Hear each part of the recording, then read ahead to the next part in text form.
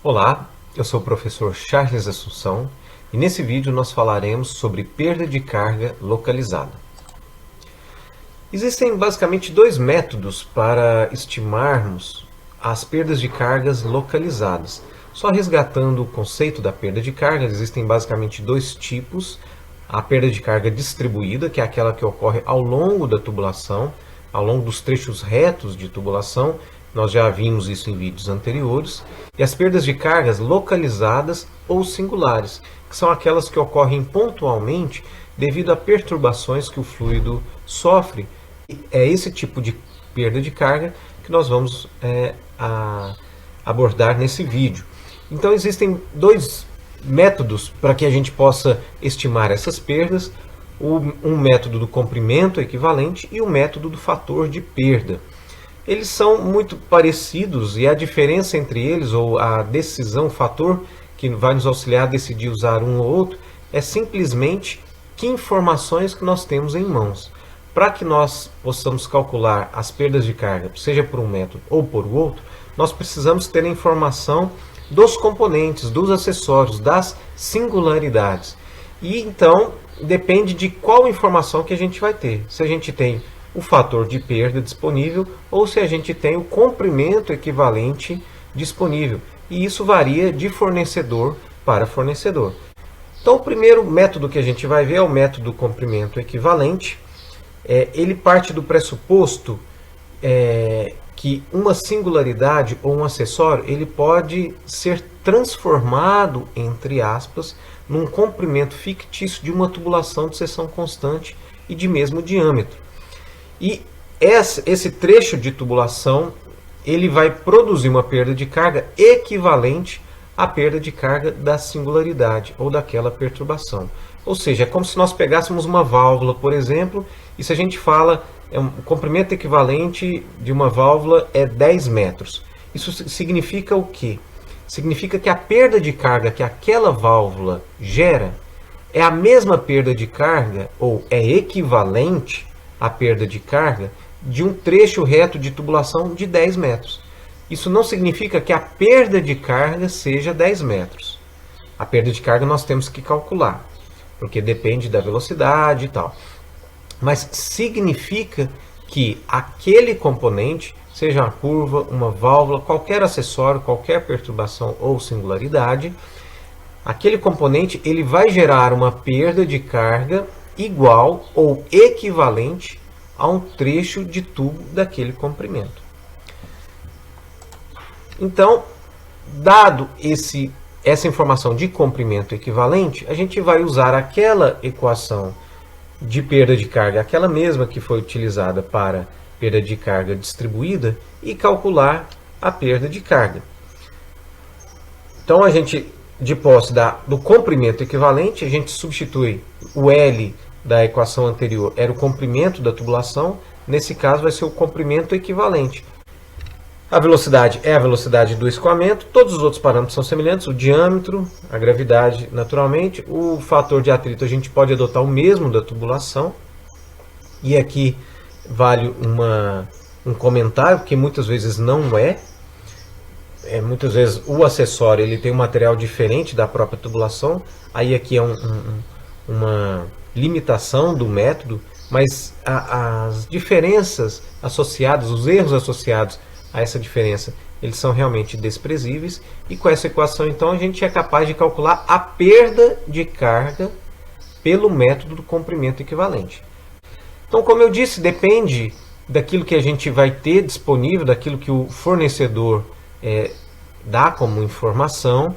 Essa tabela mostra algumas informações tiradas do manual técnico da Schneider Motobombas, que traz o diâmetro versus a equivalência em metros de tubulação. Então nós temos aqui na coluna à esquerda as conexões diversas, curva de 90, curva de 45, joelho de 90, joelho de 95 e assim por diante. Nós temos então para cada componente, para cada conexão dessa, dois materiais, PVC e metal, apesar que ele não especifica que metal é esse, mas tudo bem. E o diâmetro nominal aqui, veja, então 3/4, 1 polegada, 1 e 1/4, 1 e 1/2 e assim por diante. E os valores que estão na tabela em si são os valores de comprimento equivalente. Então, se a gente pegar como exemplo aqui a curva de 90 graus, no material PVC com um diâmetro de 3/4, a perda de carga desse componente equivale à perda de carga que meio metro de uma tubulação de PVC de 3/4 gera. Então, a gente transforma aquele componente num comprimento equivalente de tubulação para que a gente possa usar esse comprimento equivalente no cálculo da perda de carga. E esse método ele tem uma vantagem de que quando a gente está fazendo o estudo de uma instalação com muitos acessórios, muitas curvas, muitas válvulas, a gente soma esses comprimentos equivalentes com o comprimento real da tubulação, o comprimento geométrico da tubulação, e aí a gente vai ter o comprimento total. E depois a carga, a perda de carga, a gente calcula uma vez só. Então o que a gente vai calcular, e aí é um cálculo mais simples, a gente vai somar todos os comprimentos equivalentes de todos os componentes, a gente vai somar, aí é importante que todos eles tenham o mesmo diâmetro, né? Não pode ter variação de diâmetro ao longo da tubulação. A gente vai calcular ou levantar o comprimento geométrico da tubulação, comprimento total, a gente calcula a perda de carga total. Aqui mais a continuação da tabelinha com outros componentes, mas o princípio é o mesmo. O que dá para perceber é que o comprimento equivalente ele varia com o diâmetro para o mesmo componente. Quanto maior o diâmetro, maior o comprimento equivalente.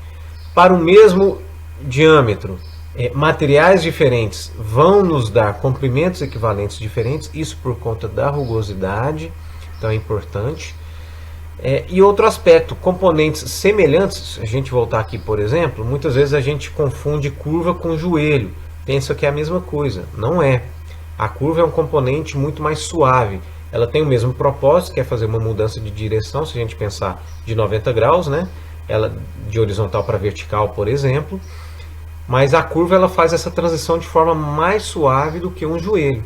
Então até que se a gente compara os comprimentos equivalentes para o mesmo diâmetro e mesmo material, o comprimento equivalente de uma curva sempre vai ser menor que o comprimento equivalente de um joelho. Se a gente pegar aqui o mesmo exemplo do 3/4 para PVC, a curva tem um comprimento equivalente de meio metro e o joelho tem um comprimento equivalente de 1,2 metro.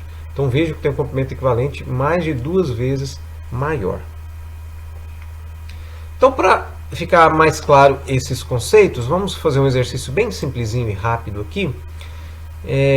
A gente vai calcular o comprimento equivalente apenas dos componentes, a gente não vai calcular a perda de carga nem nada, só o comprimento equivalente dessa instalação, conforme mostrado abaixo, usando curvas de 90 e curvas de 45 graus para os diâmetros de 1,25 e 3 polegadas, para componentes de PVC e de metal, exatamente para a gente perceber o efeito do diâmetro, o efeito do material e o efeito do componente, nesse caso, curvas de 90 para 45.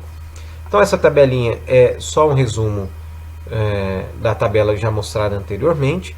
À esquerda aqui nós temos uma instalação simbolizando duas curvas de 90 e à direita nós temos duas mudanças de direção, mas agora com 4 curvas de 45 graus. De forma bem rápida, mostrando aqui a análise para a curva de 90 graus.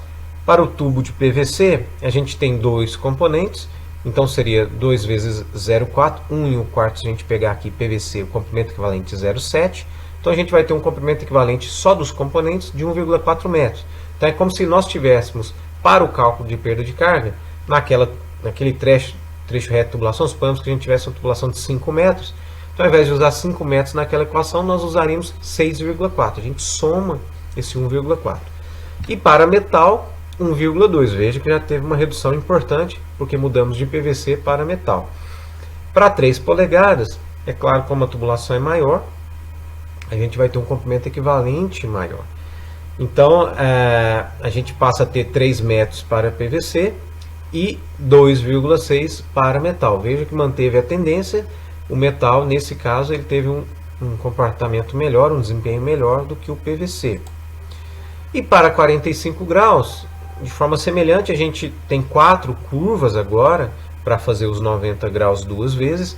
Então a gente tem 2 metros de comprimento equivalente no PVC e 1,2 metros de comprimento equivalente para o metal. Para o metal não houve diferença se usado curva de 90 ou curvas de 45, mas para o PVC já teve uma diferença importante. Veja só, de 1,4 aumentou para 2 metros o comprimento equivalente, ou seja, nesse caso, para esse fornecedor especificamente, é melhor usar 2 curvas de 90 do que 4 de 45 graus. E para 3 polegadas da mesma forma, a gente teve ali para o PVC 3,6 metros e para o metal 2,4. Para 3 polegadas, as curvas de 45, veja, já tiveram um melhor desempenho do que as curvas de 90 graus. E o PVC, o contrário. As curvas de 90 graus tiveram um desempenho melhor que as curvas de 45. Veja então que com esse exemplo simples, a gente pôde explorar um pouquinho essas variáveis, tanto de material, tanto de tamanho, de diâmetro, quanto do componente em si, e não dá para a gente estabelecer um critério único. O critério a gente tem que verificar, analisar caso a caso, verificar outros fornecedores, porque pode ser que um fornecedor, o acabamento superficial dele seja melhor, os ângulos sejam mais suaves, então eles podem gerar menores perdas de carga. Isso é muito importante no projeto de especificação de uma instalação hidráulica, porque isso vai, talvez aquele material superior ele seja um pouquinho mais caro, mas ao longo do tempo, na operação do sistema, a gente vai economizar, porque essa perda de carga vai ter de ser compensada pela máquina, pela bomba, por exemplo. Então a gente vai gastar mais energia para executar aquele trabalho, porque os componentes são de uma qualidade mais baixa, se esse for o caso. E eu vou resolver mais um exercíciozinho simples também, só para fazer a aplicação. Calcular a perda de carga total do trecho aqui, só para a gente unir a perda de carga distribuída com a perda de carga localizada pelo método do comprimento equivalente, com esses acessórios. Então a gente tem 4 polegadas de diâmetro, uma vazão de 50 metros cúbicos por hora, um fator de atrito de 0,020. Aqui eu já dei o fator de atrito, para a gente não precisar recalcular, uma vez que nós já aprendemos a fazer isso em vídeos anteriores. E essa tabelinha aqui foi tirada também daquela tabela já mostrada. Então aqui nós temos o esquema da tubulação. Vejam que na equação da perda de carga, agora aqui a gente tem o L, que é o L total, que, como eu disse, vai ser o somatório do comprimento geométrico, que nesse caso é 50 metros, e o somatório dos comprimentos equivalentes de todos os acessórios. Vejamos então, a vazão é 50 metros cúbicos por hora, transformei em metros cúbicos por segundo. O diâmetro também trouxe aqui para a unidade de metro. Já calculei a área da tubulação, a área transversal. A velocidade, para calcular a velocidade, então a gente tem aqui 1,71. E o comprimento equivalente. Nós temos, vejamos, nós temos uma válvula globo, nós temos uma válvula de retenção e 2 curvas. Então aqui a válvula globo tem um comprimento equivalente de 34 metros, a válvula de retenção 6,4 e cada curva 1,6 metros. Somando tudo, a gente tem ali 43,6 metros de comprimento equivalente. De novo, é como se a gente não tivesse nenhum acessório, nenhum componente, porém tivéssemos mais 43,6 metros de trecho reto. Esse é o conceito. Isso é o comprimento equivalente. Então vejam que agora o comprimento total é exatamente o somatório desse comprimento equivalente com o comprimento geométrico da tubulação, trecho reto realmente efetivo. Então a gente tem um comprimento total de 93,6 metros. Jogando todos esses valores na equação da perda de carga, a gente tem que esses 50 metros de tubulação mais os acessórios geram uma perda de carga de 2,7 metros. Lembrando que essa perda de carga representa a energia gasta e não o comprimento de tubulação. Com esse exercício eu espero que tenha ficado claro o conceito do método do comprimento equivalente para o cálculo das perdas localizadas ou singulares. Fizemos o exercício acoplando as perdas de carga distribuídas também.